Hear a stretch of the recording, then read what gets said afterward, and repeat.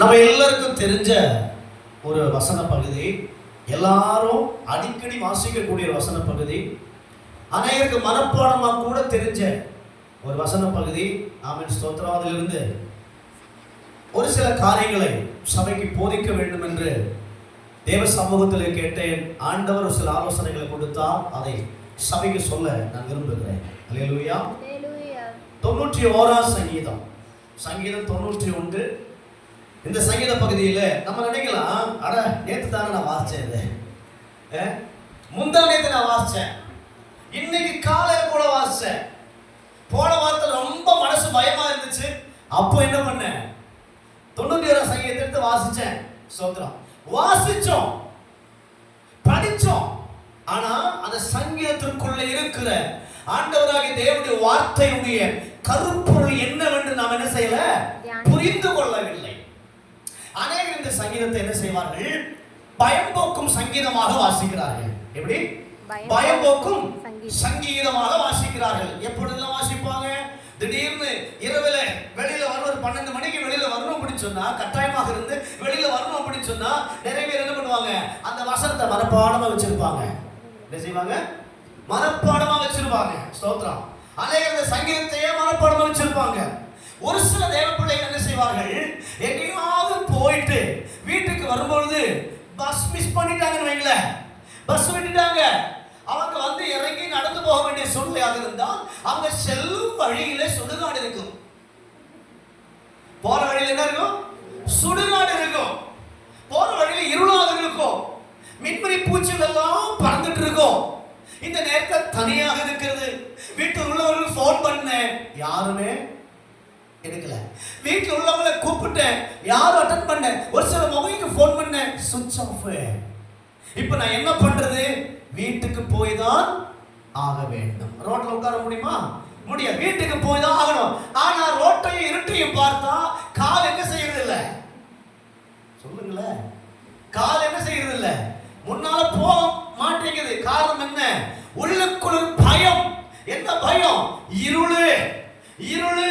பக்கத்துல சுடுகாடு, பக்கத்துல சுடுகாடு. போன வாரம் ஒருத்தரை கொண்டு என்ன பண்ணா, புதைச்சோம். அவன் இந்த நேரத்துல இந்த ராத்திரியில அங்க போயிட்டு இருந்தா ஏதாவது காத்து கருப்பு புடிச்சிருமோ அப்படின்னு பயம். இப்படி உள்ளவங்க எல்லாம் என்ன செய்வாங்கன்னு சொன்னா, இந்த சங்கீதத்தை முழுமையாக 16 வசனங்களையும் மனப்பாடம் பண்ணி வச்சுக்குவாங்க.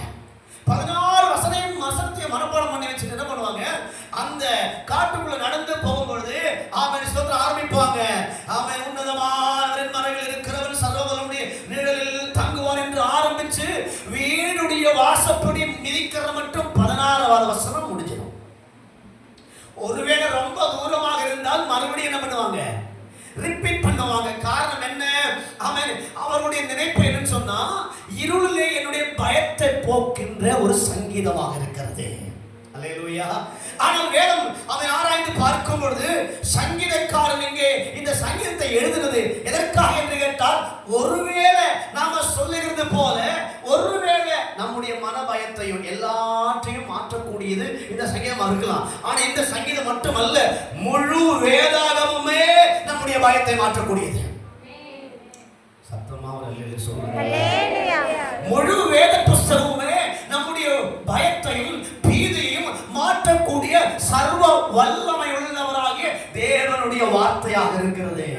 அதனாலதான் கர்த்தருடைய வார்த்தைகளை கற்றுக்கொள்ளுங்கள், கர்த்தருடைய வசனத்தை மனப்பாடம் பண்ணிக் கொள்ளுங்கள். முற்பிதாக்கள் தங்களுடைய தலைமுறைகளுக்கு என்ன சொன்னார்கள் தெரியுமா? Praise the Lord. நீங்கள் இந்த வசனங்களை என்ன செய்யுங்க, கர்த்தர் சொன்னது நெற்றியில் என்ன செய்யுங்க, எழுதி கொள்ளுங்கள். நெற்றியில் எழுதி கொள்ளுங்கள். காரணம் என்ன? தலைமுறைகளுக்கு கர்த்தர் செய்த வழிகளையும் நன்மைகளையும் காண்பிக்க வேண்டும். ஆக தேவனுடைய வார்த்தை மிக தெளிவுள்ளது, மிக விரிவானது, மிக அர்த்தம் உள்ளது, மிக நன்மை நிறைந்ததாக காணப்படுகிறது. 91ஆம் சங்கீதத்திலே 16 வசனங்கள் உண்டு. இந்த 16 வசனங்களை இரண்டாக பிரிச்சு படிச்சவங்கள அற்புதமான தேவனுடைய ஆலோசனை நமக்கு கிடைக்கும். சொல்லுங்களேன். 91ஆம் சங்கீதம் 5 வசனங்களை மட்டும் எல்லாரும் சேர்ந்து வாசிக்கலாமா? 91ஆம் சங்கீதம் 5 வசனங்கள் மட்டும், 1 முதல் 5 வரைக்கும் உள்ள வசனங்களை எல்லாரும் ஏகமா சேர்ந்து வாசிக்கலாமா? வாசிங்க பார்க்கலாம். உன்னதமானவரின் மறைவில் இருக்கிறவன் சர்வ வல்லவருடைய நிழலில் தங்குவான். நான் கர்த்தரை நோக்கி. ஒரே ஒரு நிமிஷம். எங்கேயோ நம்ம 600 மைல் ஸ்பீடில் அவசரமாக போய் பிடிக்கணும் அப்படின்னு போகிற மாதிரி வாசிக்கிறோம். இல்லை, நிதானமாக வாசிங்க. சரிங்களா? ஓட்டப்பந்தயத்தில் ஓடுற மாதிரி நம்ம வாசிக்கக்கூடாது. பைபிள் நிதானமாக வாசிங்க. வாசிங்க மறுபடியும். உன்னதமானவரின் மறைவில் இருக்கிறவன் சர்வ வல்லவருடைய நிழலில் தங்குவான். நான் கர்த்தரை நோக்கி, நீர் என் அடைக்கலம், என் கோட்டை, என் தேவன், நான் நம்பி இருக்கிறவர் என்று சொல்லுவேன். அவர் உன்னை வேடனுடைய கண்ணிக்கும் பாழாக்கும் கொள்ளை நோய்க்கும் தப்புவிப்பார்.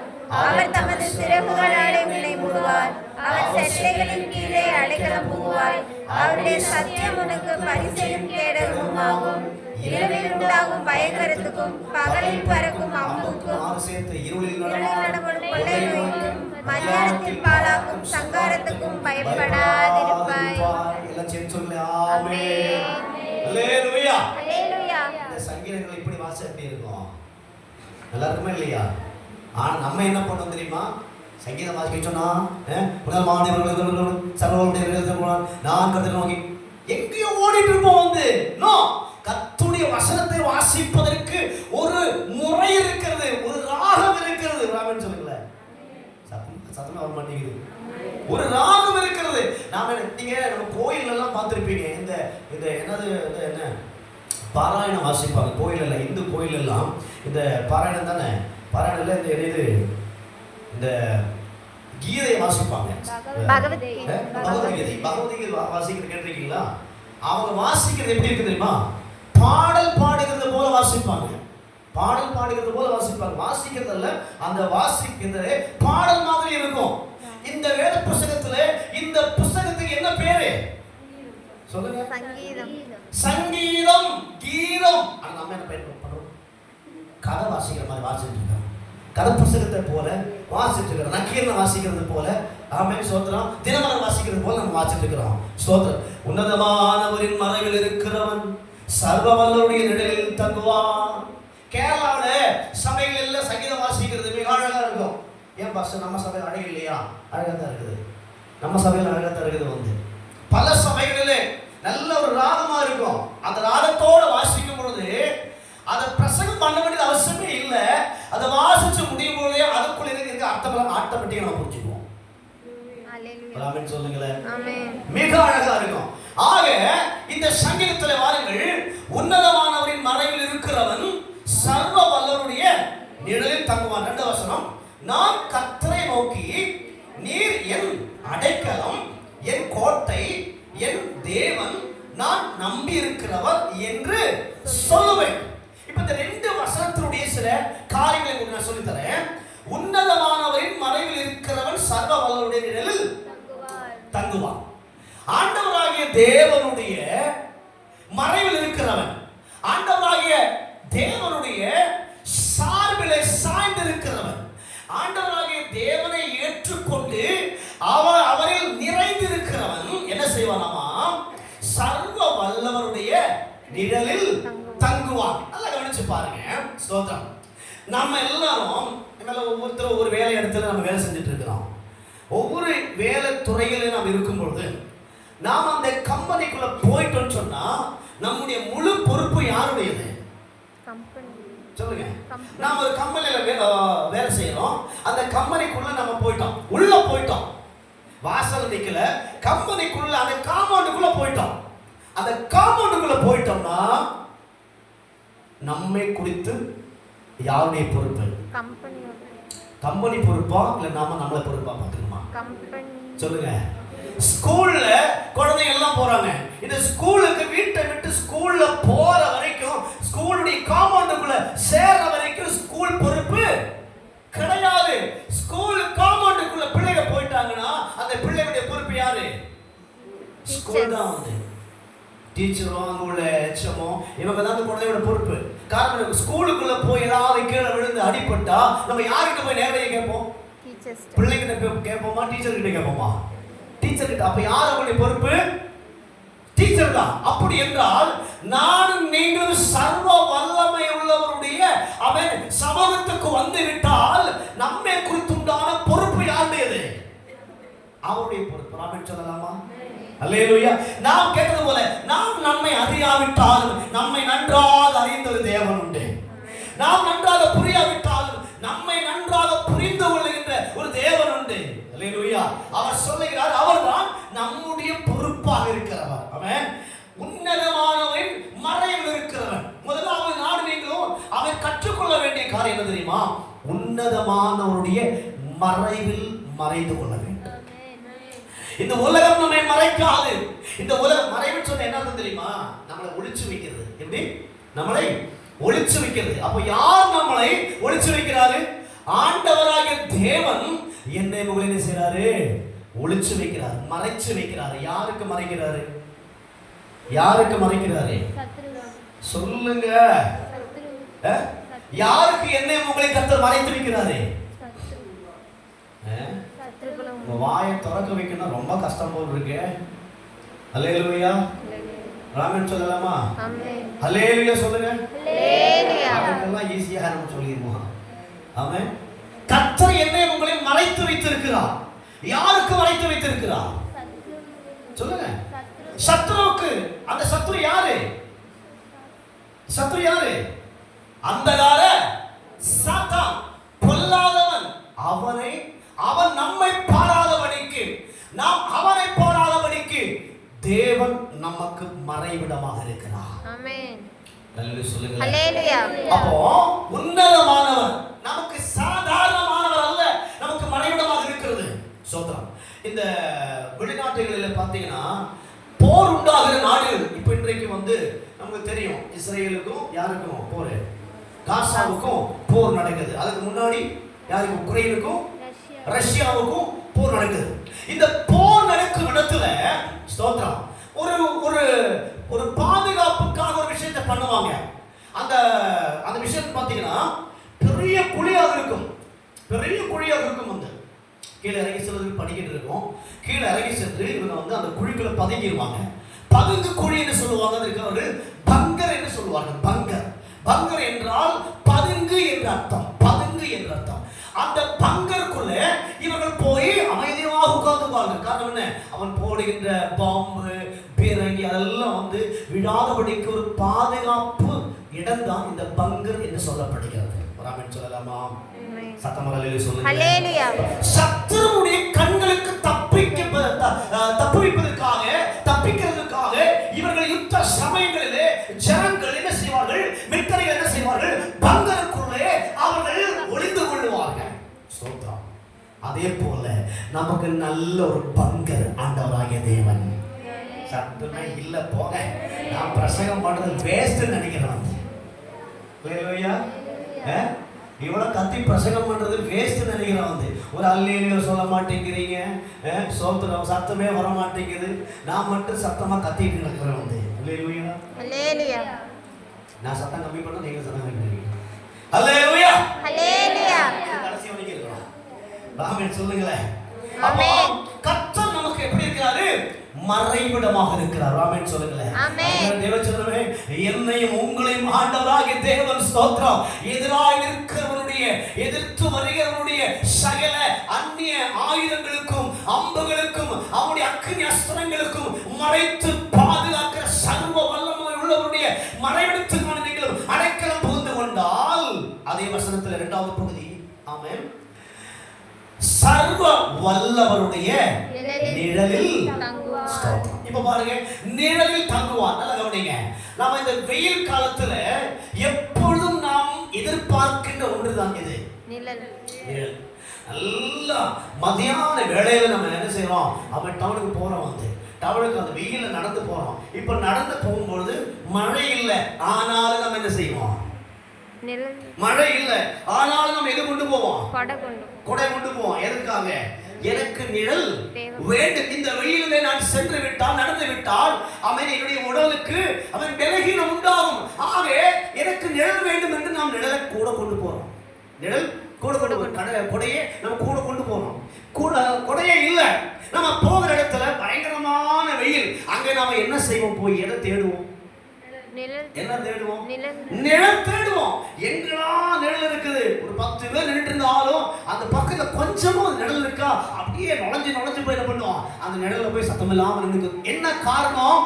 நம்முடைய சரீரம், நம்முடைய தலை இந்த வெயில தாங்க முடியாத காரணத்தினாலே நாம் நிழல் தேடி செல்லுகிறோம். அல்லேலூயா சொல்லலாமா? அல்லேலூயா.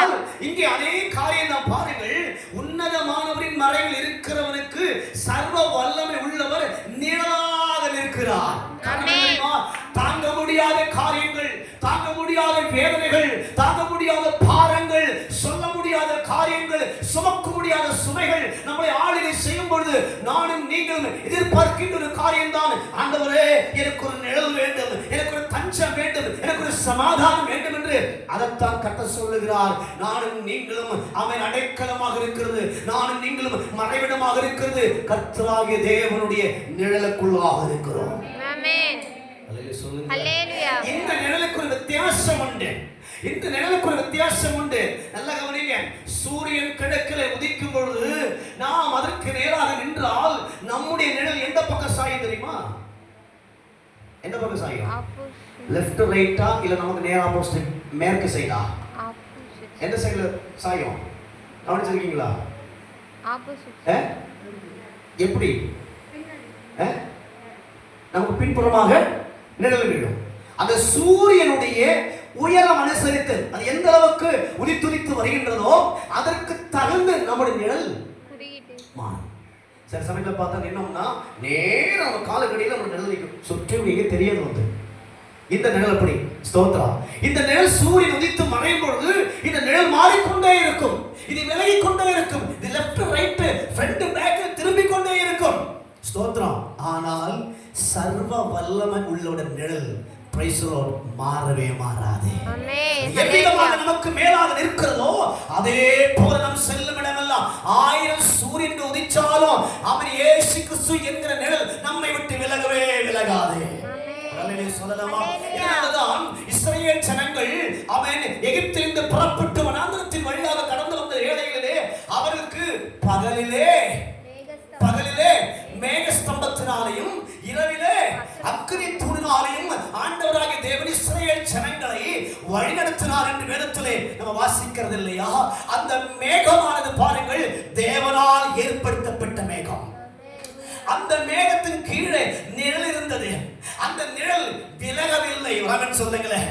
அந்த மேகம் அவன் எவ்விதமாக ஓடிக்கொண்டிருக்கிறதோ அதே போல நிழலும் நீங்கிக் கொண்டிருக்கிறது.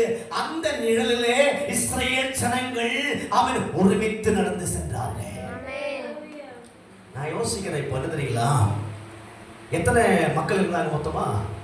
எகிப்துக்கு புறப்பட்டு வரும் பொழுது ஏறக்குறைய எத்தனை புருஷர்கள் இருந்தாங்க? எத்தனை புருஷர்கள்? 6 லட்சம் நினைக்கிறோம் வந்து இல்லையா? 6 லட்சம் மக்கள் புறப்பட்டார்கள். சரியா? ஸ்தோத்திரம். இப்போ இத்தனை ஜனங்களை மோசே கூட்டிட்டு அந்த ஒரு மேகத்துக்கு அந்த நிழலை எப்படி நடத்தி வந்திருப்பாரு? சொல்லுங்களேன். எப்படி நடத்தி வந்திருப்பாரு? ஸ்தோத்திரம். அப்ப எவ்வளவு பெரிய மேகமாக இருக்க வேண்டும், அது எவ்வளவு பெரிய நிழலாக இருக்க வேண்டும். ஆண்டவருடைய பார்வையில் தேவச்சனமே 10 லட்சமாக இருந்தாலும் சரி, 1 கோடியாக இருந்தாலும் சரி, 100 கோடியாக இருந்தாலும் சரி, அவனுக்கு அத்தனை பேருக்கும் ஆண்டவர் மேகம் சரியாக கொடுக்கிற தேவன். அவன் அத்தனை பேருக்கு நிழல் கொடுக்கிற தேவன். அல்லேலூயா. அந்த நிழலே ஜனங்கள் நடந்த காலத்தினாலே அவர்கள் வாடி போகவில்லை, அவர்கள் தளர்ந்து போகவில்லை, அவர்கள் உடைந்து போகவில்லை. காரணம் என்ன? இந்த மேகமானது சாதாரண மேகம் அல்ல, தேவன் நியமித்த மேகமாக இருக்கிறது. அது நம்மை விட்டு விலகாது. ஆமென் சொல்லலாமா? அவன் 2வது வசனத்துக்கு வரும் பொழுது, நான் கர்த்தரை நோக்கி நீர் என் அடைக்கலம், என் கோட்டை, என் தேவன், நான் நம்பி இருக்கிறவர் என்று சொல்லுவேன். ஆமென் சொல்லலாமா? ஆமென். எல்லாரும் சேர்ந்து சொல்லுங்களேன் 2வது வசனத்தை. நான் கர்த்தரை நோக்கி நீர் என் அடைக்கலம், என் கோட்டை, என் தேவன், நான் நம்பி இருக்கிறவர் என்று சொல்லுவேன். நாம என்ன செய்யணும்? என்ன சொல்லணும்? என்ன சொல்லணும்? மனுஷனின் ஆசையில் சுவாசம் உள்ள மனுஷனை நம்புவதை பார்க்கிலும் கர்த்தர் மேல் பற்றுதலாய் இருப்பது நலம். ஆமென் சொல்லுங்களேன். காரணம் என்ன? நாசியில் சுவாசம் உள்ள எந்த மனுஷனும் ஒரு சுவாசம் மட்டும்தான், ஒரு சுவாசம். மூச்சு போனா பேச்சு போயிடுச்சு, மூச்சு போனா பேச்சு போயிடுச்சு. அதான் தான் கர்த்தர் சொல்றாரு, நாசில் சுவாசம் உள்ள மனுஷன் என்ன செய்யாத, நம்பாத. நம்புறது வேஸ்ட். நான் கர்த்தரை நோக்கி நீர் என் அடைக்கலம். நான் நீங்களும் தினமும் சொல்ல வேண்டிய காரியம் தெரியுமா? சங்கீதக்காரர் சொல்லி தராரு.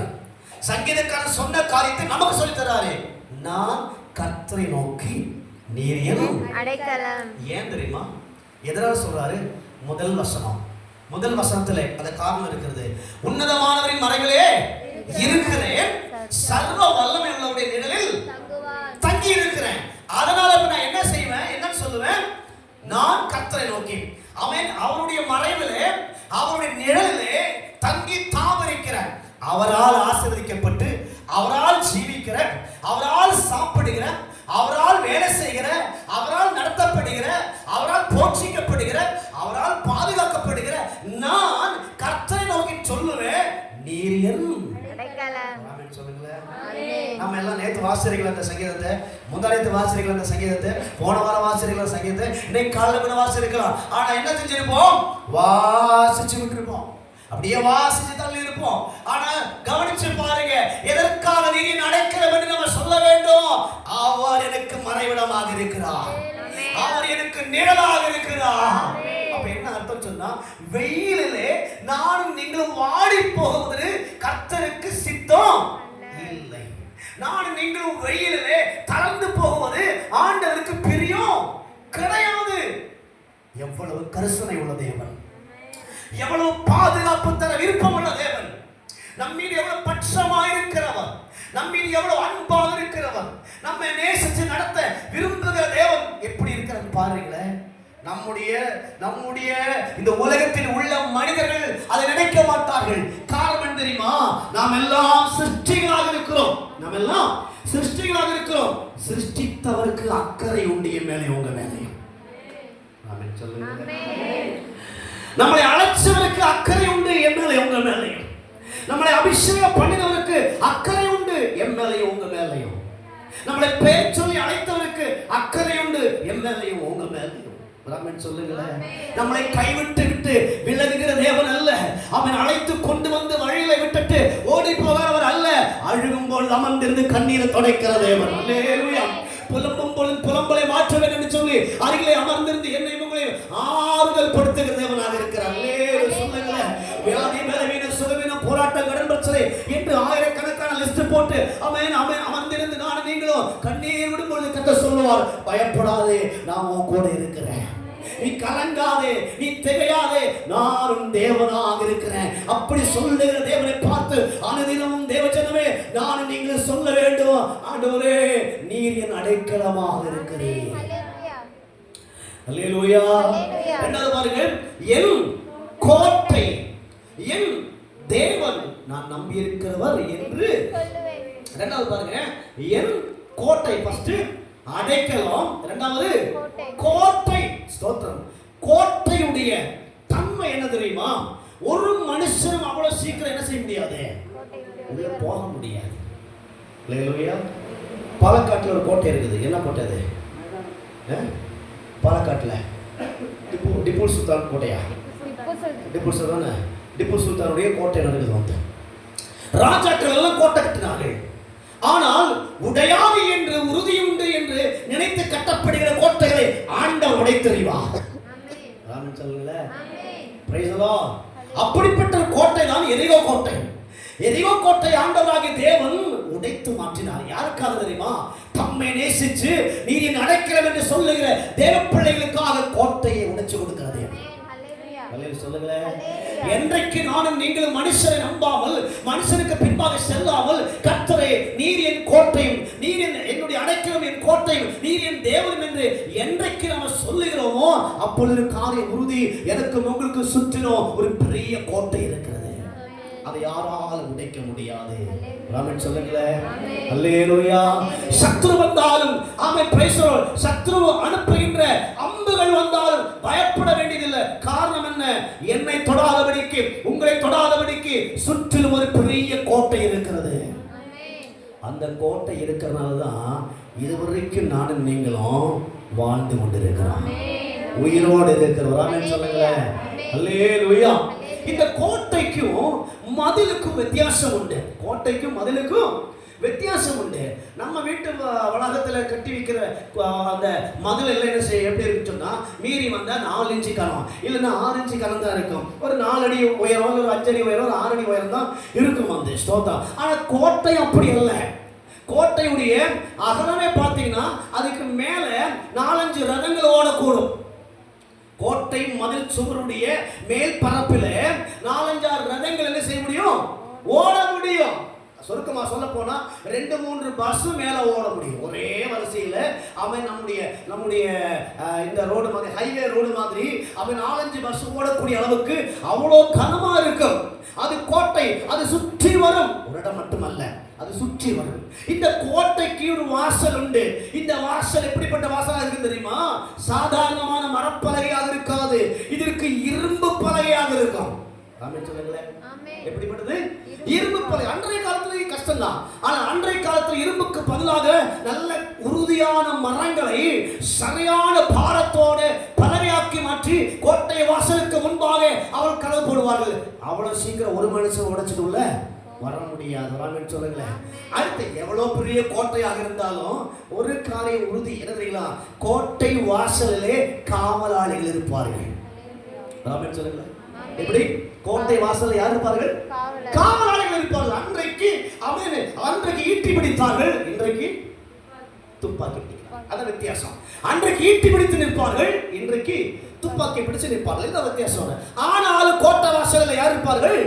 காவல்காரர்கள் இருப்பார்கள். அப்படி என்றால் நான் நீங்களும் சொல்றோம், நீர் என் கோட்டை. ஆமென் சொல்லுங்களேன்.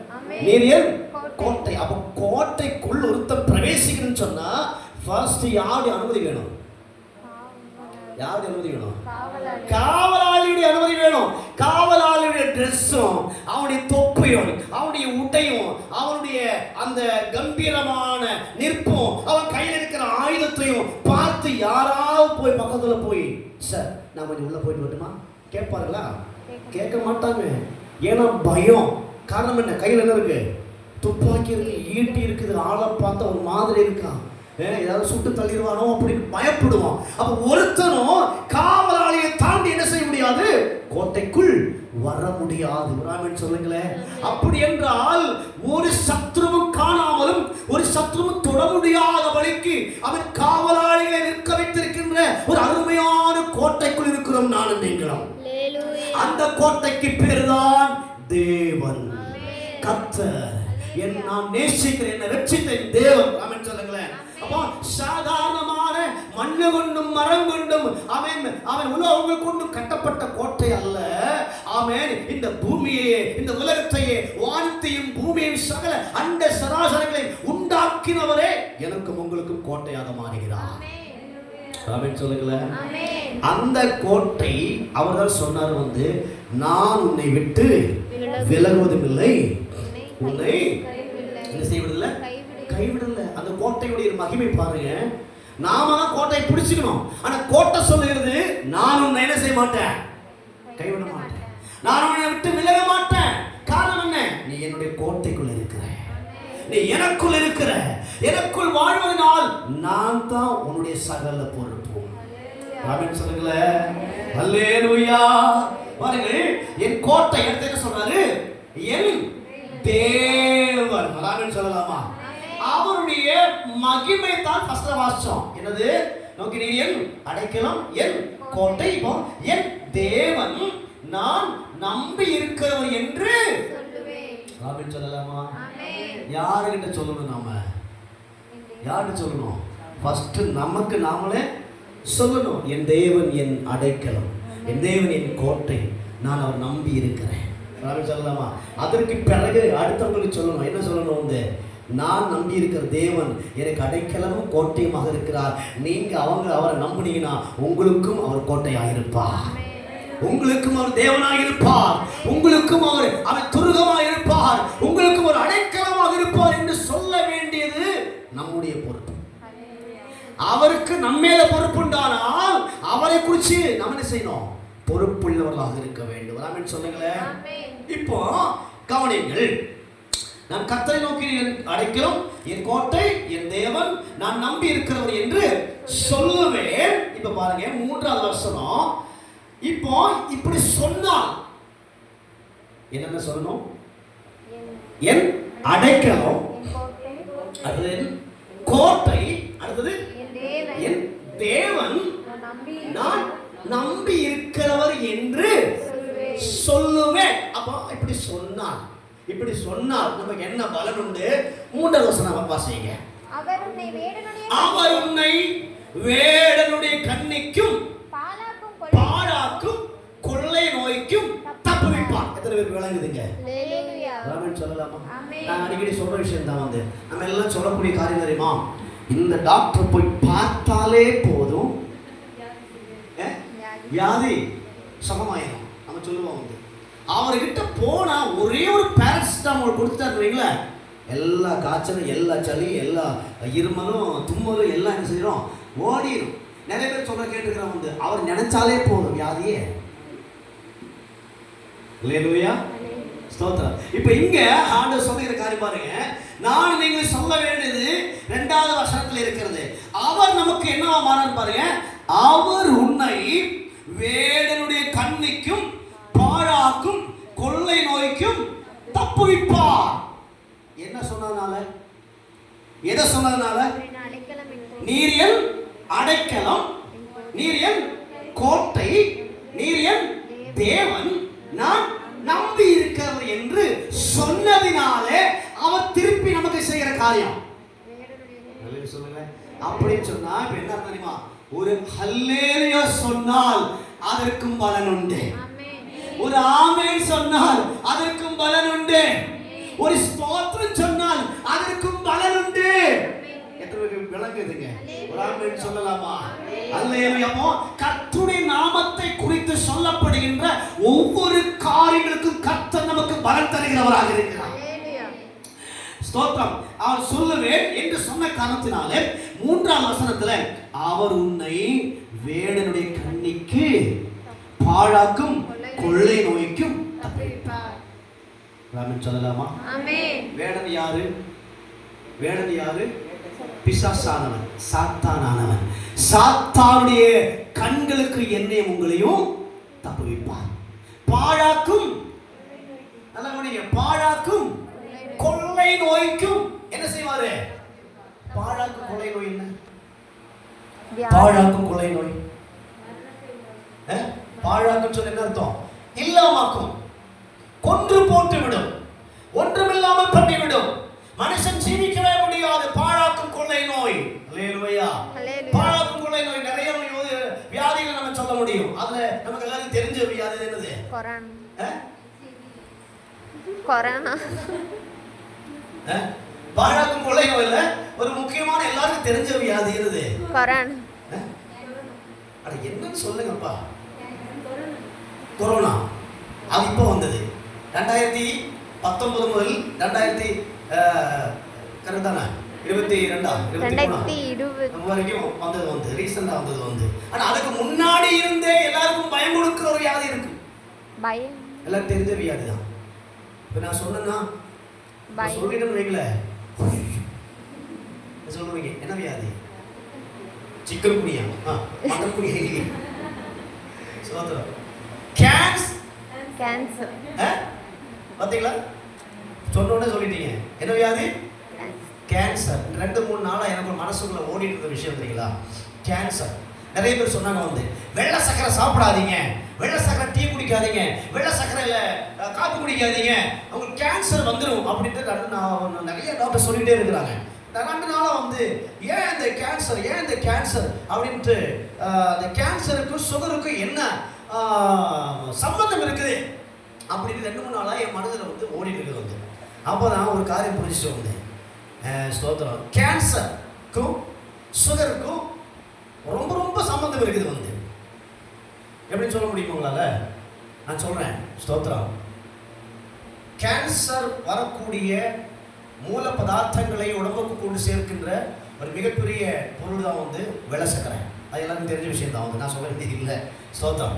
இந்த சுகருக்கும் கேன்சருக்கும் என்ன சம்பந்தம் இருக்குன்னு நான் கொஞ்சம் ஆராய்ச்சி பார்க்கும்போது ஒரு காரியம் புரிஞ்சிச்சு. சுகருடைய அல்லது சர்க்கரை என்று சொல்லப்படுகின்ற வெள்ளை சர்க்கரையுடைய இங்கிலீஷ்ல பேர் என்ன தெரியுமா? சுகர். இந்த சுகர் எதுல இருந்து வருது தெரியுமா? எதுல இருந்து இருக்குறாங்க? கரும்புல இருந்து. கரும்புக்கு பேர் என்ன இங்கிலீஷ்ல? Sugar cane. இப்போ திருப்பி போட்டு பாருங்க. இப்போ திருப்பி போட்டு பாருங்க. கேன் சுகர் சொல்லுவானா இப்படி வருது. கேன்சர் அந்த அந்த அந்த ஸ்லாங் வருதா இல்லையா? வருது. அப்போ cancer sugar cane, sugar cane வருதா இல்லையா? நான் என்னுடைய அறிவில் சரிங்களா, இது டாக்டர் சொல்றது கிடையாது. நீங்க போயிட்டு எந்த டாக்டர் சொன்னார், எந்த விஞ்ஞானி சொன்னார் அப்படி தேடிட்டு இருக்க கூடாது. எங்க யூடியூப்லயும் சாட்ஜிபிடிலையும் கூகுள்லயும் போய் தேடிட்டு இருக்க கூடாது. பாஸ் சொன்னாரே கேன்சர் இப்படிதான் வந்துச்சு அப்படி டேக்க போட்டீங்க கேன் சுகர் சுகர் கேன் அடிச்சு கிடைக்காது. அல்லேலூயா சொல்லுங்களேன். கொள்ளை நோய்கள் பாழாக்கும் கொள்ளை நோய்கள் ஒன்று இது.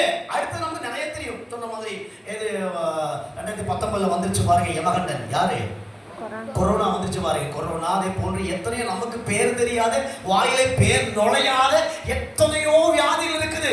இவங்களெல்லாம் கொள்ளை நோய்கள். ஆனா கர்த்தர் சொல்றாரு, நீ சொல்லு அவன் ஸ்தோத்திரம், நீர் என் அடைக்கலம், நீர் என் கோட்டை, நீர் என் தேவன், நான் நம்பி இருக்கிறவர் என்று நீ சொல்லு. கொள்ளை நோயிலிருந்து நான் உன்னை விடுவிப்பேன். சத்தமே வரணும். அல்லேலூயா அல்லேலூயா சொல்லுங்க. அல்லேலூயா. அவன் பாழாக்கும் கொள்ளை நோயிலிருந்து உன்னை விடுவிப்பேன், தப்புவிப்பேன் என்று சொல்கிறார். வேறுடைய கண்ணிக்கு உன்னை தப்புவிப்பேன் என்று சொல்றாரு. 4 வசனத்தை வாசியுங்கள். அவர் தமது சிறகுகளாலே உன்னை மூடுவார், அவர் செட்டைகளின் கீழே அடைக்கலம் புகுவாய், அவருடைய சத்தியம் உனக்கு பரிசையும் கேடகமும் ஆகும். இது நம்ம எப்படி இருக்க சொன்னா 4 வசனத்தை மருந்தாக எடுத்துக்கொள்ளலாம். ஆமென் சொல்லலாமா? ஆமென். தெரியும் நமக்கு வந்து ஒரு ஹாஸ்பிடலுக்கு போனா அவங்க எல்லாம் செக்அப் எல்லாம் முடிச்ச பிறகு என்ன செய்வாங்க? பிளட் டெஸ்ட் பண்ணணும், அப்புறம் யூரின் டெஸ்ட் பண்ணணும், அப்புறம் என்ன பண்ணுவாங்க? சளி டெஸ்ட் பண்ணணும், மலம் டெஸ்ட் பண்ணணும். எல்லா டெஸ்டும் கொடுத்துட்டு ஸ்தோத்திரம் ஒரு பெரிய நிலையம் போட்டு கொடுத்துருவாங்க. எல்லாம் முடிச்ச பிறகு ஸ்தோத்திரம் எல்லா டெஸ்டும் எடுத்து கொண்டு போய் கொடுத்த பிறகு ஒரே ரிப்போர்ட் கொடுப்பாங்க. என்ன ரிப்போர்ட் கொடுப்பாங்க? உங்களுக்கு ஒன்றும் இல்லை, நலமாக இருக்கிறீர்கள்.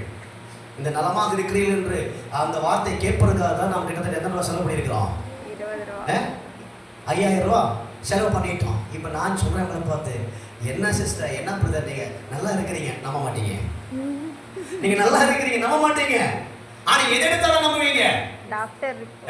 டாக்டருக்கு 500 ரூபாய் ஃபீஸ் கொடுத்து, ஆமென், எல்லா டெஸ்ட்டும் சேர்த்து 5000 கட்டி முடிச்ச பிறகு 6000 கட்டி முடிச்ச பிறகு 7000 கட்டி முடிச்ச பிறகு கடைசியில் சொல்லுவாங்க ஒரு ஸ்கேன் எடுத்து பார்க்கணும். ஸ்கேன் எடுத்து பார்த்த பிறகுதான் டாக்டர் சொல்லுவார் உங்களுக்கு எந்த பிரச்சனையும். ஸ்கேனுக்கு எவ்வளோ? 4000 5000. அதுக்கு மொத்தமாக ஒரு 25000 செலவு பண்ணிட்டோம். 25000 செலவு பண்ண பிறகு டாக்டர்கிட்ட வரும்போது சொல்லுவார் வந்து, பிரதர் சிஸ்டர் உங்களுக்கு ஒண்ணுமே இல்லை கிடையாது. இப்போ நான் சொல்றேன் உங்களுக்கு ஒண்ணுமே இல்லைன்னு சொல்றது அவருக்கு கரெக்டாக தான் சொன்னார் வந்து. நான் சொல்றேன் எங்களுக்கு எல்லாமே இருக்கு. காரணம் என்ன? 25000 ரூபா போயிடுச்சு. இப்போ மனவேதனையோட வர டாக்டர்கிட்ட போயிட்டேன். அட பாவி சண்டாளனே, 25000 வாங்கிட்டியாடா அப்படின்ட்டு வீட்டுக்கு வேதனை வர்றான். அவன் சொல்லிட்டு அவங்களுக்கு ஒண்ணுமில்லாம தான் போனோம். இப்ப எப்படி வரோம்? மனவேதனையோட வரோம். சொல்லுங்களேன். கர்த்தருடைய வேதத்தை இரவும் பகலும் தியானிக்கிற மனுஷன் பாக்கியவான். அவருக்காக கர்த்தர் சொல்லுகிறார், அவர் தமது சிறகுகளாலே உன்னை மூடுவார். நல்ல கவனிங்க, எவ்வளவு அன்பான தேவன், எவ்வளவு மேன்மையான தேவன். நல்ல கவனிச்சு பாருங்க. அவர் தமது சிறகுகளாலே உன்னை மூடுவார். கோழிதன் குஞ்சுகளை செட்டையின் மறைவிலே காப்பது போல என்னை உங்களையும் பாதுகாத்து நடத்துகிற தேவன். அவர் தமது சிறகுகளால் உன்னை மூடுவார். அடுத்தது, அவர் செட்டையின் கீழே அடைக்கலம் புகுவாய், அவருடைய சத்தியம் உனக்கு பரிச்சையும் கேடகமாகும். அவருடைய சத்தியம் உனக்கு பரிச்சையும் கேடகமும். பரிச்சையது கையில பிடிச்சிருக்கிறது, கேடகம் நம்மளை பாதுகாக்கிறது. சொல்லுங்களேன், பாதுகாக்கிற கவசம் கேடகம். அப்ப என்ன அர்த்தம்? சத்ரு அனுப்புகின்ற அம்புகள் நம்முடைய சரீரத்திலே பாய்ந்து துளைத்து ஏறாதபடிக்கு அவர் நமக்கு கேடகமாக இருப்பார். அவர் நமக்கு பரிச்சையாக இருப்பார். இவ்வளவு மேன்மையும் பாதுகாப்பு சிந்தனையும் அக்கறையும் பட்சமும் உள்ள தேவனை நாம் ஆராதிக்காமல் இருக்க கூடுமா? சொல்லுங்க. அவரை தேடாமல் இருக்க கூடுமா? சொல்லுங்க. அல்லேலூயா. காலங்கள் தேவனுக்கு மறைக்கப்படாமல் இருந்த பொழுதும் ஆமென், நியமித்த நாட்களை நியமித்த தேவனை நாம் என்ன செய்யல? தேடவில்லை, அறியாமல் இருந்தோம். அருமை தேவ ஜனமே, எவ்வளவு கரிசனை உள்ளவர் நம்முடைய தேவன், எவ்வளவு அக்கறை உள்ளவர் நம்முடைய தேவன், நாம் ஆராதிக்கிற தேவன் எவ்வளவு மேன்மை உள்ளவர். அவருடைய செயல்களும் செயல்பாடுகளும் அவருடைய கிரியைகளும் எல்லாம் நாம் ஆராய்ந்து பார்த்தோம் என்று சொன்னால் ஸ்தோத்திரம், அனு நிமிஷமும் நாம் அவரை துதிக்க கடமைப்பட்டிருக்கிறோம். சொல்லுங்களேன். ஹalleluya. இரண்டாவது பாருங்கள், ஆமென் ஸ்தோத்திரம். அவர் தமது சிறகுகளாலே உன்னை மூடுவார், அவர் சட்டைகளின் மறைவு கீழே அடைக்கலம் புகுவாய். அவருடைய சத்தியம் உனக்கு பரிச்சையும் கேடகமுமாகும். நீங்கள் சத்தியத்தையும் அறிவீர்கள், சத்தியம் உங்களை விடுதலையாக்கும். அவருடைய சத்தியம் உங்களுக்கு கேடகமும் பரிச்சயமா இருக்கும். என்ன அர்த்தம்? நீங்கள் சத்தியத்தை அறிவீர்கள். என்ன சத்தியம்? ஆமென். அவர் சொல்லுகிறார், நானே வழியும் சத்தியமும் ஜீவனுமாய் இருக்கிறேன். யாரை அறிவீர்கள்? சத்தியமாகி இயேசுவை அறியும் பொழுது அவர் நமக்கு கேடகமும் அவர் நமக்கு பரிச்சயமாய் மாறுகிறார். அதுதான் சத்தியத்தை அறிவீர்கள், சத்தியம் உங்களை விடுதலையாக்கும். ஸ்தோத்திரம். அடுத்த வசனத்தை பாருங்க. இரவில் உண்டாகும் பயங்கரத்திற்கும் பகலில் பறக்கும் அம்புக்கும் இருளில் நடமாடும் கொள்ளை நோய்க்கும் மதியானத்தில் பாழாக்கும் சங்காரத்திற்கும் பயப்படாதிருப்பாயாக. காரணம் என்ன? நீ என் செட்டையின் மறைவிலே இருக்கிறாய். ஆமென். கோழி குஞ்சுகள் எல்லாம் நம்ம வீட்டுல இருக்கு இல்லைங்களா? இந்த கோழி குஞ்சுகள் எல்லாம் பாத்தீங்கன்னா அது முட்டை விரிஞ்ச உடனே இவங்க எல்லாம் அந்த தாய் கோழி பின்னாலேயே நடந்துட்டு இருக்கும். சில சமயத்தில் மிதியும் கிடைக்கும், சில சமயத்தில் ரக்கையும் உடையும், காலும் உடையும், எல்லாம் உடைஞ்சாலுமே ஆமீன் அந்த கோழி குஞ்சுகள் என்ன செய்ய தெரியுமா? கோழி குஞ்சுகளுடைய அந்த அந்த அந்த பயம் உண்டாகும் பொழுது நேரா போய் எங்கதான் அடைக்கல போவோம்? தாய் கோழியுடைய செட்டைகள். ஒரு காலம் வந்துருச்சு, திடீர்னு காக்கா பறந்து உட்கார்ந்துருது, உடனே ஒரு சிக்னல் கிடைக்கும். யாருக்கு? தாய் கோழி என்ன செய்யும்? ஒரு சிக்னல் கொடுக்கும். அங்கங்க மேய்ஞ்சிட்டு இருக்கிற கோழி குஞ்சுகள் எல்லாம் ஒரு சிக்னல் கிடைச்சதும் சல்லன் ஓடி வந்து எங்க புகுந்துக்கும்? தாய் கோழியுடைய செட்டைகள். அந்த கோழி குஞ்சுகள் ஓடி வரும் பொழுது அந்த தாய் கோழி பாருங்க அப்படியே அமர்ந்து உட்கார்ந்து அப்படியே சட்டை தூக்கும், சல்லுன்னு எல்லாம் உள்ள போந்துடும். இப்போ கோழி குஞ்சுகளை தேடினாலும் கண்டுபிடிக்க முடியாது. பார்த்தா தாய் கோழி உட்காந்துருக்கிற மாதிரி இருக்கும், ஆனா அதுக்குள்ள என்ன இருக்குது? கோழி குஞ்சுகள் சேஃப்டியா பாதுகாப்பா இருக்குது. காக்காவும் பறந்து வந்து பார்த்துட்டு அது கோழி குஞ்சுகள் காணட்டு ஓடியே போயிடும். ராமன் சொல்லாமா? கோழிதன் குஞ்சுகளை காப்பது போல என்னையும் உங்களையும் கர்த்தர் அவருடைய செட்டையின் மறைவிலே காத்து நடத்துகிறது. அல்லேலூயா சொல்லலாமா? ஆக சத்துரு நம்மளை காணாமலும் தீங்கு நம்மை சேராமலும் வாதைகள் கூடாரத்தை அணுகாமலும் நான் நீங்கள் பாதுகாப்பா அடைக்கலத்துக்குள்ளாக இருக்கிறோம் என்பதை மறந்துவிடக் கூடாது. சொல்லுங்களேன். யாருக்கு அடைக்கலம் கிடைக்கும்? யாருக்கு இந்த பாதுகாப்பு கிடைக்கும்? யாருக்கு இந்த நன்மை கிடைக்கும்? முதலாவது வசனத்தில் வாசிச்சது போல அவருடைய மறைவில் இருக்கிறவன், அவருடைய நிழலில் தங்குகிறவன், அவரை நோக்கி என் தேவன் அடைக்கலம், என் கோட்டை, என் தேவன் நான் நம்பி இருக்கிறவர் என்று சொல்லுகிறவனுக்கு. ஆறாவது வசனம் வாசியுங்கள். இருளில் நடமாடும் கொள்ளை நோய்க்கு மதியானத்தில் பாழாக்கும் சங்காரத்திற்கும் பயப்படாதிருப்பாய். உன் பக்கத்தில் 1000 பேரும் உன் வலதுபுறத்தில் 10000 பேரும் விழுந்தாலும் அது உன்னை அணுகாது. இது முதல் பகுதி. இது முதல் பகுதி. இரண்டாவது பகுதியை பாருங்கள். உன் கண்களால் மாத்திரம் நீ அதை பார்த்து துர்மார்க்கருக்கு வரும் பலனை. இரண்டாவது பகுதி துர்மார்க்கனை குறித்து சொல்லப்படுகிறது. ஸ்தோத்திரம். அடுத்த வசனம் வாசிங்க. உன் வழிகள் எல்லாம் எனக்கு அடைக்கலமாய் இருக்கிற உன் வழிகள் எல்லாம் உன்னை காக்கும்படி. இல்ல 9வது வசனம் வாசிப்பா. எனக்கு அடைக்கலமாய் இருக்கிற உன்னதமான கர்த்தரை உனக்கு தாபரமாக கொண்டாய். அல்லேலூயா சொல்லலாமா? எனக்கு அடைக்கலமாய் இருக்கிற உன்னதமான கர்த்தரை எனக்கு உனக்கு தாபரமாய் கொண்டாய். ஆகையால் நல்ல கவனிங்க. ஆகையால் அந்த வசனத்தை நல்ல நம்ம அழுத்தி படிக்கணும். என்னது? அந்த 9வது வசனம் வாசிச்சு முடிச்சிட்டு எனக்கு அடைக்கலமாய் இருக்கிற உன்னதமான கர்த்தரை உனக்கு தாவரமாய் கொண்டாய். இப்ப பாருங்க. ஆகையால் எதனால்? தாவரமாய் கொண்டதால்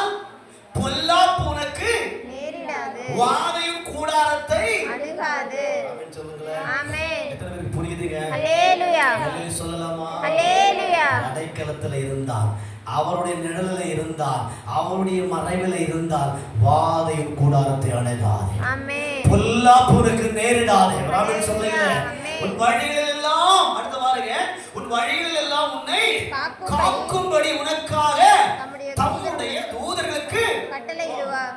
அல்லேலூயா சொல்லுங்களேன். அல்லேலூயா. அல்லேலூயா. அல்லேலூயா. எவ்வளவு பெரிய ஒரு பாதுகாப்பு தேவன் நமக்கு தராரு பாருங்க.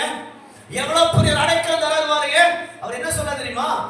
தேவதூதர்கள் வந்தீங்க போங்க, தேவதூதர்கள் வந்து உங்களுக்கு காவல் செஞ்சிருவாங்க அப்படின்னு சொல்லல. உன் வழிகளில் எல்லாம் உன்னை காக்கும்படி உனக்காக தம்முடைய தூதர்களுக்கு கட்டளையிடுவார். எனக்கு யாருடைய தூதனுக்கு? அவருடைய தம்முடைய தூதனுக்கு கட்டளையிடுவேன். அப்ப நல்லா கவனிங்க, நாம செல்லுகிற நம்ம வீட்டை விட்டு வெளியே வந்தாலே அடுத்த கட்டளை புறப்படும். ஆமென். நம்ம வீட்டை விட்டு வண்டி எடுத்தாலே கட்டளை புறப்படும். நாம எந்த வாகனம் முடிச்சாலும் சரி, எந்த வேலைக்கு சென்றாலும் சரி, எந்த காரியத்துக்காக இறங்கினாலும் சரி, வீட்டை விட்டு வெளியே காலை வச்ச உடனே கட்டளை புறப்படும். என்ன கட்டளை புறப்படும்? தேவதூதனே, என்னுடைய தூதனே, என்னுடைய பிள்ளை, என்னுடைய மகன், என்னுடைய மகள் இன்னாருக்கு இன்னடத்துக்கு இந்த வேலைக்காக இந்த வாகனத்தில் செல்கிறார்கள், அவர்களுடைய வழிகளில் எல்லாம் நீ அவர்களை காத்து நடத்த வேண்டும். கையை தட்டி நல்ல சொல்லலாமா? Praise the Lord. ஸ்தோத்திரம். அருமையான தேவஜனமே, நானும் நீங்கள் சாதாரண பெற்றவர்கள் அல்ல, தேவதூதருடைய பாதுகாப்பு வளையத்துக்குள் இருக்கிறவர்கள். அல்லேலூயா. நாம எல்லாம் நினைச்சே இருக்க மாட்டோம் எனக்கு உங்களுக்கு இவ்வளவு பாதுகாப்பு இருக்கு இல்லையா? நான் கேட்கிறேன், சிஎம் வந்தாருன்னு வைங்களேன், சிஎம்க்கு முன்னால 50 வண்டி, சிஎம்க்கு பின்னால 50 வண்டி, சிஎம்முடைய இடதும் வலதும் அவன் 50 வண்டி அப்படியே அணிநிறந்து வரும். பக்கத்துல யாரும் சொல்ல முடியாது, தொட முடியாது. அவனோட சுற்றிலும் பிளாக் கேட்ஸ் என்கிற பாதுகாப்பு வளையம் இருக்கும். அவரை சுற்றிலும் துப்பாக்கி பிடிச்சவர்கள் இருப்பார்கள். அவருக்கு முன்னால துப்பாக்கி பிடிச்சவர்கள், பின்னால துப்பாக்கி பிடிச்சவர்கள், இடமும் வலமும் துப்பாக்கி பிடிச்சவர்கள் மிகுந்த பாதுகாப்பு கவசத்தோடு அவரை கொண்டு வருவார்கள். அல்லேலூயா. இவர் அத்தனை பேரும் மனிதர்கள். இந்த பாதுகாப்பு கொடுக்கிறவர்கள் அத்தனை பேரும் மனிதர்கள். அல்லேலூயா சொல்லலாமா? மனிதர்கள் தான். இவருக்கு பாதுகாப்பு இல்லை. ஆனால் எனக்கு உங்களுக்கு கிடைக்கிற பாதுகாப்பு மனுஷன் அல்ல, மனுஷனை உண்டாக்கிற தேவனுடைய பாதுகாப்பு. ஆமென் சொல்லுங்களேன். அவர் தம்முடைய தூதனுக்கு கட்டளையிடுவாராம். எதற்காக? என் பிள்ளையை பாதுகாத்துக்கொள். ஆமென். என் ஜனத்தை காவல் செய், என் ஜனத்தை பராமரித்துக் கொள் என்று கட்டளையிடுவாராமா. ஹalleluya. ஹalleluya. எவ்வளவு மேன்மை உள்ளவங்க நாம, யோசனை பண்ணி பாருங்க. எவ்வளவு கொடுத்து வைக்கப்பட்டவங்க நாம, எப்படிப்பட்ட பாதுகாப்புக்குள்ள நாம இருக்கிறோம் யோசனை பண்ணி பாருங்க. ஸ்தோத்திரம். அடுத்த வசனம் வாசிக்கலாம். உன் பாதம் கல்லில் இடராதபடிக்கு அவர்கள் உன்னை தங்கள் கைகளில் என்ன செய்வார்களாமா? அந்த தேவதூதர் கட்டளையிடுவார். அந்த தேவதூதர்கள் என்ன செய்றாங்க? உங்களை என்னையும் தங்கள் கைகளில் ஏந்தி கொண்டு போவார்கள். கல்லில் இடராதபடிக்கு அவர்கள் தங்கள் கைகளில் ஏந்தி கொள்வார்கள். ஹalleluya. ஹalleluya. ஹalleluya. நான் நீங்களும் வெளியே வரும்பொழுது நம்முடைய காது கல்லில் இடிச்சு, பாதம் கல்லில் மோதி பதறி இடறி விழுந்து விடாதபடிக்கு தேவ தூதர்கள் அந்த பாதங்களையே தாங்கிக் கொள்வார்கள். ஆமென். ஒரு காரியம் புரிஞ்சு கொள்ளுங்க, நாம நடக்கும் பொழுதும் நாம ஓடும் பொழுதும் எல்லாம் யாருடைய கைக்குள் இருக்கிறோம்? தேவ தூதருடைய பாதுகாப்பு கரத்துக்குள் இருக்கிறோம். பாதங்களை தாங்குவார் சொல்ல என்ன அர்த்தங்க? நம்முடைய வழியில் எல்லாம் பாதுகாப்பை கொடுப்பார் என்று அர்த்தம். ஹalleluya. தீங்கு அணுகாது, தீமை சேராது. அடுத்த சீக்கிரம் வாசிங்க. சிங்கத்தின் மேலும் சிங்கத்தின் மேலும் பாலசிங்கத்தையும் பெரும்பாம்பையும் நீ மிதிச்சவளையும் அவர் என்னோடு பற்றி இருக்கிறார், நான் அவனை விடுவிக்கும். அவர் ஆமென் சொல்லலாமா? தமிழ்ல ஒரு வார்த்தைகள சிங்கத்தின் மேலும் நீ பாம்பின் மேலும் நீ நடந்து பாலசிங்கத்தையும் வலுசர்ப்பத்தையும் மிதித்து போடுவாய். அவன் என்னிடத்தில் வாஞ்சையாய் இருக்கிறபடியால் நான் அவனை விடுவிப்பேன். ஆமென் சொல்லலாமா? அவன் என்னிடத்தில் வாஞ்சையாய் இருப்பதால் நான் அவனை விடுவிப்பேன். ஆனா இதோட மலையாளத்துல சூப்பரா இருக்கு இந்த வசனம். மறுபடியும் வாசிக்கலாம்.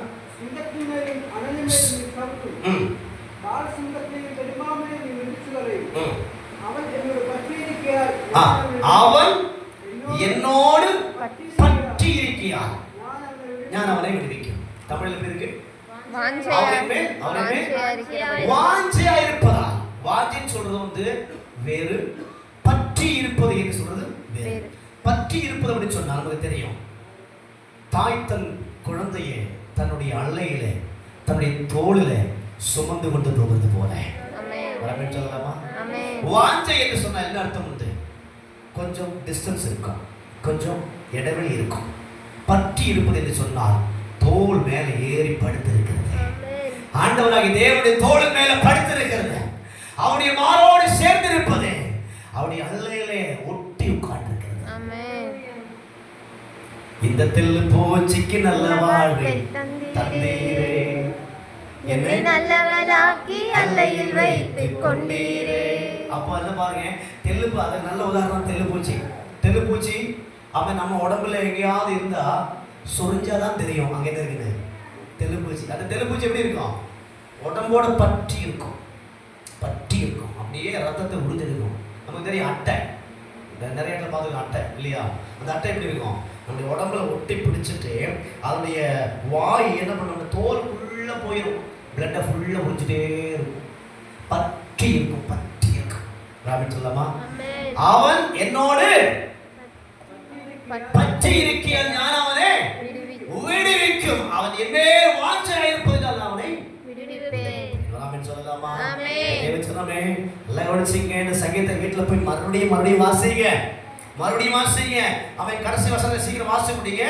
அவன் 15 வசனம், அவன் என்னை நோக்கி கூப்பிடுவான், நான் அவனுக்கு மறுபடியும் அருளி செய்வேன். ஆபத்தில் நானே அவனோடு இருந்து அவனை தப்புவித்து அவனை கனப்படுத்துவேன். யார? அவருடைய மறைவிடத்தில் இருக்கிறவன், அவருடைய இடத்தில் தங்கி இருக்கிறவன். அல்லேலூயா. 16 வசனம், நீடித்த நாட்களால் அவனை திருப்தியாக்கி என் ரட்சிப்பை அவனுக்கு காண்பிப்பேன். கடைசி பரியந்தம், மரண பரியந்தம் நிலைத்திருப்பவரே ரட்சிக்கப்படுவார். சொல்லலாமா? தேவன் சொன்னமே